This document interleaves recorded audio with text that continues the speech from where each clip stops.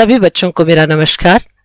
आज मैं अपने इस वीडियो के माध्यम से 9वीं कक्षा के पद्य भाग के पहले पाठ रैदास जो हमारे संत कवि हैं उन्होंने जो पद लिखे हैं उसकी व्याख्या लेकर आपके सामने प्रस्तुत हुई हूं।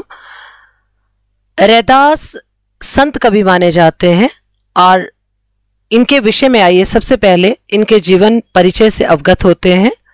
रैदास का जन्म 1388 में बनारस में हुआ माना जाता है और इनकी मृत्यु देहावसान अर्थात इनकी मृत्यु 1518 में बनारस में ही हुई थी। ये इतने प्रसिद्ध कवि थे और इतने अच्छे पद लिखते थे कि इनकी ख्याति से प्रभावित होकर सिकंदर लोधी ने दिल्ली आने का निमंत्रण भेजा था। मध्य युगीन साधकों में जो साधक कवि माने गए हैं उनमें रैदास का विशिष्ट स्थान है। कबीर की तरह रैदास भी संत कोटि के कवियों में गिने जाते हैं। संत कोटि के कवि वो कवि थे जिनका समाज में अपना एक विशेष स्थान था। ये केवल ईश्वर भक्ति में डूबे रहते थे, इन्हें सामाजिक जीवन से कोई मतलब नहीं था। मूर्ति पूजा, तीर्थ यात्रा जैसे दिखावों में रैदास का जरा भी विश्वास नहीं था। वो व्यक्ति की आंतरिक भावनाओं और भाईचारे को ही सच्चा महत्व देते थे। रैदास की भाषा पर आते हैं बच्चों। रैदास ने अपनी काव्य रचनाओं में सरल व्यवहारिक ब्रज भाषा का प्रयोग किया है। उसमें उन्होंने अवधी, राजस्थानी, खड़ी बोली और उर्दू, फारसी आदि के शब्दों का भी सम्मिश्रण किया है, उनको भी मिलाया है, उनको भी लिखा गया है। रैदास ऐसी भाषा का प्रयोग करते थे जो जन साधारण की समझ में आए। रैदास ने अपने पदों में उपमा और रूपक अलंकारों का विशेष प्रयोग किया है। संत कवि रैदास को ये दोनों अलंकार बहुत प्रिय थे। अपने सीधे साधे पदों में संत कवि ने बड़े हृदय के भाव को बड़ी सफाई से प्रकट किया है। इनका आत्मनिवेदन अपनी तरफ से जो वो कहना चाहते हैं, दैन्य भाव जो दास्ता का भाव है अर्थात जो भक्ति का भाव है एक दीन बनकर, और सहज भक्ति अर्थात स्वाभाविक भक्ति जो है वो पाठक के हृदय को उद्वेलित करती है अर्थात उसमें भाव उत्पन्न करती है, झकझोरती है उसको। रैदास के 40 पद सिखों के पवित्र धर्म ग्रंथ गुरु ग्रंथ साहब में भी सम्मिलित हैं। रैदास मध्यकालीन युग के जो मुख्य कवि माने गए हैं उसमें एक विशेषता इनकी ये है कि इन्होंने उस समय के संतकालीन कवि जिस तरह की भाषा का प्रयोग करते थे या जिस तरह की अपनी कविता की परिपाटी का प्रयोग करते थे, ठीक संत रैदास ने वैसी परिपाटी का उसी चलन का प्रयोग किया है। हमारी इस पाठ्य पुस्तक में रैदास के 2 पद दिए गए हैं। पहले पद में कवि रैदास ने जो पद हमारा शुरू होता है, अब कैसे छूटे राम नाम में रैदास ईश्वर को याद करते हुए अपने साधारण होने और ईश्वर के असाधारण तथा अतुलनीय होने की ओर इशारा करते हैं। उन्होंने अपने आराध्य को विभिन्न तुलनाएं दी हैं। चंदन, घनश्याम, चांद, दीपक, मोती, स्वामी जैसे श्रेष्ठ पद पर सुशोभित किया है ईश्वर को, तथा स्वयं को पानी, मोर, चकोर, बाती, धागा और दास जैसे तुच्छ रूप में रखा है। यह कवि की भक्ति की विशेषता है कि वह ईश्वर को उच्च मानते हैं और स्वयं को निम्न मानते हैं। हमारा दूसरा पद जो इस पाठ्य पुस्तक में दिया गया है, ऐसी लाल तुझ बिन कौनू करे में रैदास की उदारता, ईश्वर की कृपा और सबको बराबर समझने वाले स्वभाव का वर्णन किया है। कवि के अनुसार ईश्वर ने उन जैसे बहुत से जो तुच्छ कुल में, बहुत नीच कुल में पैदा हुए व्यक्ति हैं, उनको समाज में सर्वोच्च स्थान दिलाया है। उसका वर्णन दूसरे पद में किया गया है। कवि मानते हैं कि व्यक्ति के सभी कार्य ईश्वर की कृपा से पूर्ण हो जाते हैं और तभी वह समाज में एक सम्माननीय स्थान प्राप्त करने के योग्य बन जाता है। तो आइए बच्चों, सबसे पहले शुरू करते हैं इन दोनों पदों में दिए गए कठिन शब्द, उनको मैं आपको सबसे पहले बताऊंगी उनके अर्थ और उसके बाद हम व्याख्या करेंगे दोनों पदों की। शब्दार्थ और कुछ टिप्पणियां दी गई हैं हमारे यहाँ पर। बास का अर्थ है गंध, गंध का अर्थ है सुगंध और दुर्गंध दोनों। समानी का अर्थ है समाना या सुगंध का बस जाना, बसा हुआ या समाहित।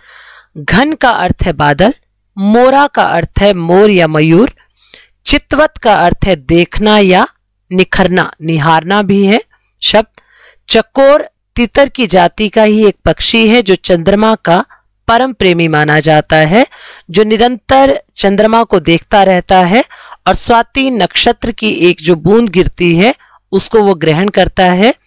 बाती का अर्थ है बत्ती। रुई पुराने कपड़े आदि को ऐंठ कर या बटकर बनाई हुई पतली पूनी जिसे तेल में डालकर दिया जलाते हैं। ज्योति का अर्थ है ज्योति, देवता के प्रत्यर्थ जलाया जाने वाला जो दीपक है उसके सामने जलाया जाने वाला दीपक। बरई का अर्थ है बढ़ाना या जलना। रातई का अर्थ है रात्रि। सुहागा का अर्थ है सोने को शुद्ध करने के लिए प्रयोग में आने वाला एक क्षार द्रव्य जिससे मिलाकर सोने के आभूषण बनाए जाते हैं। दासा का अर्थ है दास या सेवक और लाल का अर्थ है स्वामी। कौनू का अर्थ है कौन। गरीब निबाजू का अर्थ है दीन दुखियों पर दया करने वाला। गोसैया का अर्थ है स्वामी या गोसाई जो ईश्वर का एक नाम है। माथई छत्रुधरे का अर्थ है मस्तक पर स्वामी होने का मुकुट धारण करता है। छोती का अर्थ है छुआछूत या अस्पृश्यता। जगत कऊ लागे संसार के लोगों को लगती है।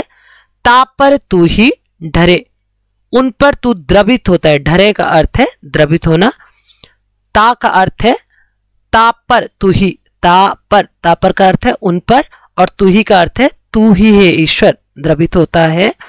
निच्चऊ उच्च करे, नीच को भी ऊंची पदवी प्रदान करता है। निच्चऊ का मतलब नीच, व्यक्ति जो है नीच जाति में जो उत्पन्न हुए हैं उनको उच्च करता है, अर्थात उन्हें समाज में ऊंचा स्थान दिलाता है।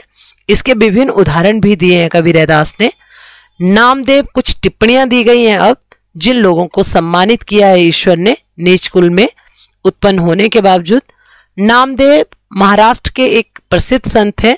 इन्होंने मराठी और हिंदी दोनों भाषाओं में रचनाएं की हैं। त्रिलोचनु या त्रिलोचन एक प्रसिद्ध वैष्णव आचार्य जो नामदेव और ज्ञानदेव के गुरु माने गए हैं। सधना एक उच्च कोटि के संत जो नामदेव के समकालीन माने जाते हैं, उसी के समय हुए हैं। सैनु ये भी एक प्रसिद्ध संत हैं। आदि गुरु ग्रंथ साहब में संग्रहित पद के आधार पर इन्हें रामानंद का समकालीन माना जाता है क्योंकि इनके जो पद हैं वो गुरु ग्रंथ साहब में भी शामिल हैं। हरे जीव का मतलब है हरि जी से, हरि का अर्थ है ईश्वर। सभई सरे, सभई सरे का अर्थ है सब कुछ संभव हो जाता है क्योंकि सरय का अर्थ है सब कुछ संभव हो जाना या सब कुछ ठीक हो जाना, उसे सरय कहते हैं कि सब काम पूर्ण हो जाते हैं, वो सरय है। तो आइए बच्चों, सबसे पहले रैदास द्वारा लिखित हमारे पाठ्यक्रम में जो दो पद हैं उनमें से प्रथम पद की व्याख्या शुरू करते हैं। पहला पद हमारा शुरू हुआ है, अब कैसे छूटई राम नाम रट लागी से लेकर ऐसी भक्ति करे रविदासा। ये पहला पद है हमारा। कठिन शब्द मैंने आपको इसके बता दिए। व्याख्या करते हुए हम साथ में उन कठिन शब्दों को रेखांकित भी करेंगे। अब कैसे ही छूटे राम नाम रट लागी। रट का अर्थ है रटना, छूटे का अर्थ है छूटना, कैसे का अर्थ है कैसे, लागी का अर्थ है लगना।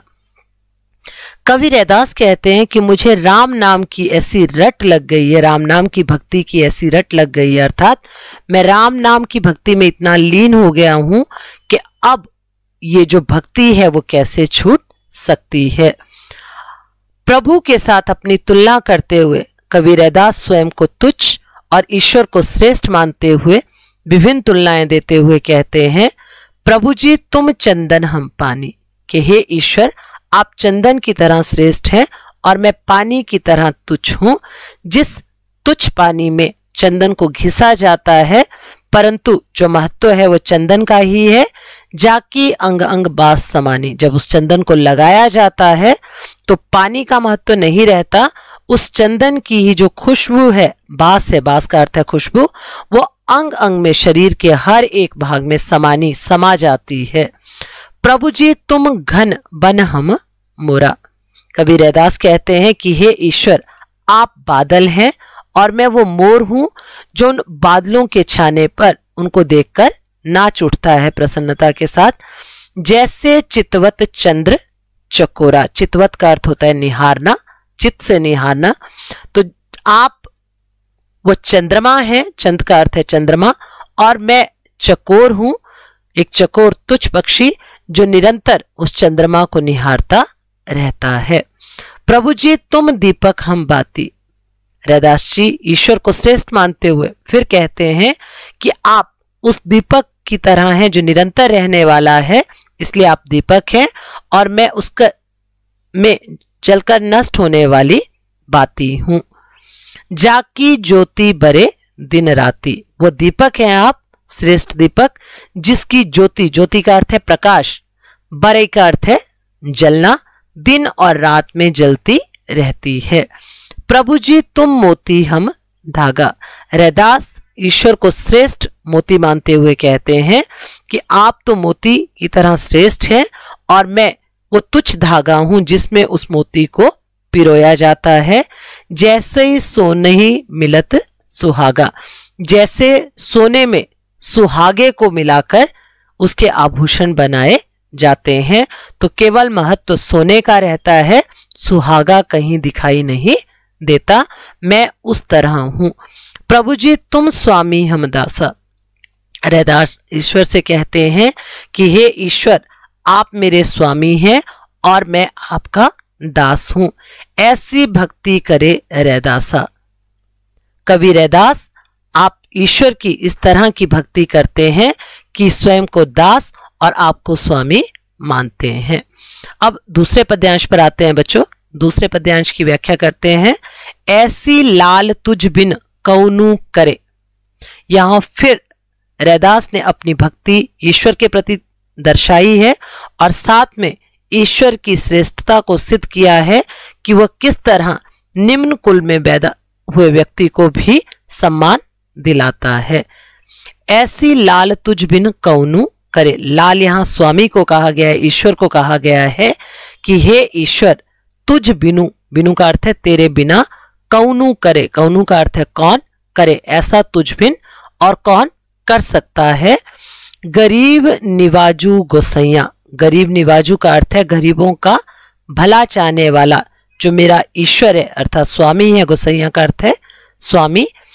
मेरा माथे छत्रु धरे, जो अपने माथे पर मुकुट को धारण करता है। जाकी छोटी जगत कऊ लागे। जाकी, जाकी का अर्थ है जिसकी, छोटी जगत, छोटी का अर्थ है छोटी, जिसकी जाति इस संसार के लोगों को, जगत, जगत का अर्थ है संसार के लोगों को छोटी लगती है। कऊ लागे, लागे मतलब लगना। ता पर तू ही ढरे, तू उसी पर द्रवित होता है अर्थात तू उसी पर दया करता है। ढरे का अर्थ होता है द्रवित होना, तू ही का अर्थ है तुम ही। निच्चौ उच्च करे मेरा गोविंदु।